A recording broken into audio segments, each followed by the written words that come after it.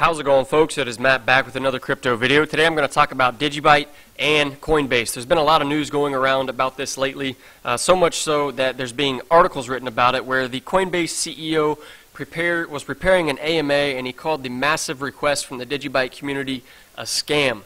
So absolutely the DigiByte community was upset about that, calling us a scam or bots. It's absolutely not true. We are a grassroots organization made up of real people, and they are genuinely asking Coinbase to list DigiByte. But as Brian Armstrong pointed out in that original tweet, talking about projects that Coinbase will list or talking about projects that Coinbase won't list is forbidden. There's a certain legal framework that he has to operate in, and he can't just say on Twitter or any social media that Coinbase is going to list this project or Coinbase will never list this project. It just doesn't work that way. And certainly people in the DigiByte community were hurt by this, and it led to some emotional responses, and I don't think that's technically healthy for the development of a relationship between DigiByte and Coinbase going into the future.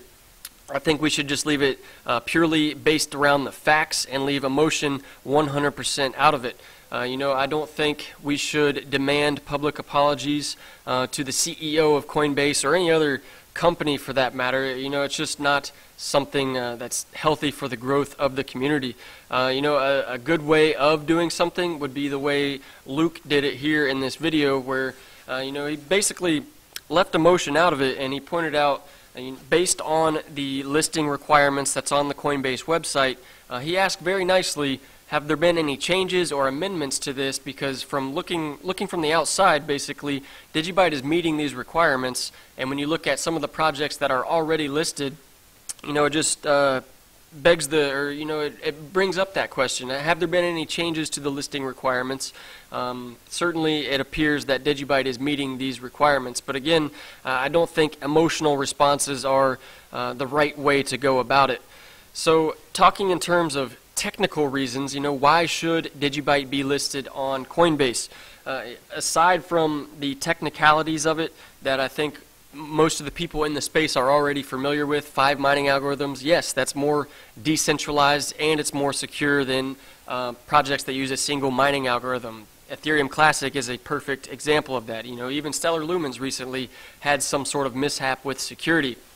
But aside from 15-second block times, 560 transactions per second being superior to other projects that are on Coinbase, what does DigiByte have going for it that makes me think that it deserves a Coinbase listing? And that would be their multiple working products. DigiID is in fact a very secure way to log into any websites, and it's gaining adoption in the real world. Just to look at a few of the companies that have implemented DigiID, AntimID would be Coinomi, ChangeAngel, the new swap exchange for social good.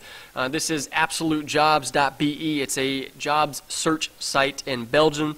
There's SwineMine, which is a mining application where they now have implemented DigiID. And this is just a couple of them. There's certainly a couple more out there floating around, but rather than wait on these websites or wait on these companies to integrate DigiID or AntimID, AntimID and a couple of the DigiByte developers have taken matters into their own hands and created the phone application DigiID/AntimID, and I believe there's a second one, DigiID Simple.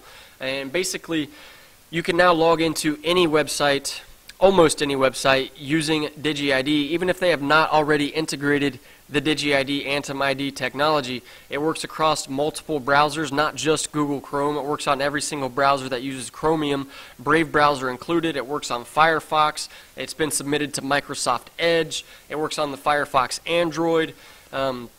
So yeah, now any website, including the BMW connected drive or Facebook, certainly Facebook doesn't take user privacy seriously, But now you can generate a very secure password for your Facebook account using this application created by AntimID and the DigiByte developers.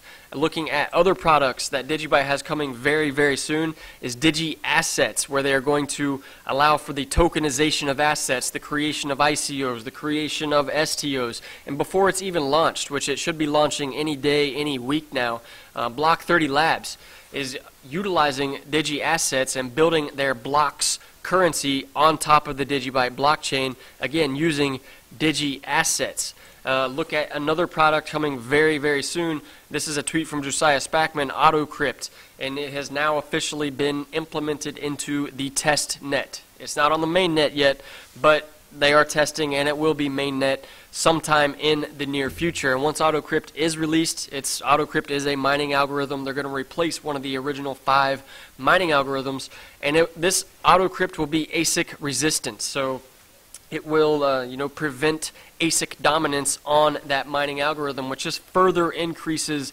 decentralization and further increases security, which are both very, very good things. And decentralization is one of the listing requirements of Coinbase. And compared to all of the other projects already listed on Coinbase, I feel like DigiByte's probably the most decentralized of them all, and possibly the most secure.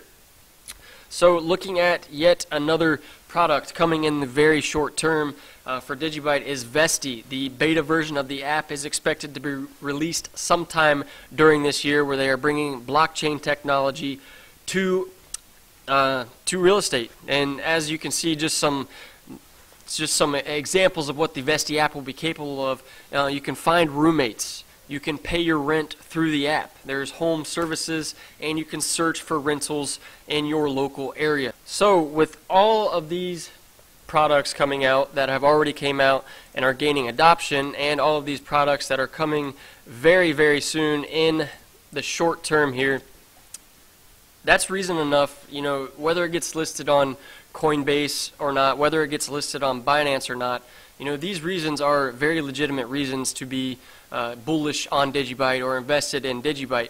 Well, would I like a Coinbase listing?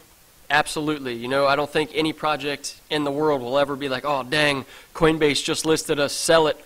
I just don't see that happening. So a Coinbase listing or even a Binance listing would be positive for DigiByte, as it just increases the liquidity and gives an easy on-ramp to DigiByte. But there are already fiat pairs out there. That's why it's not 100% necessary.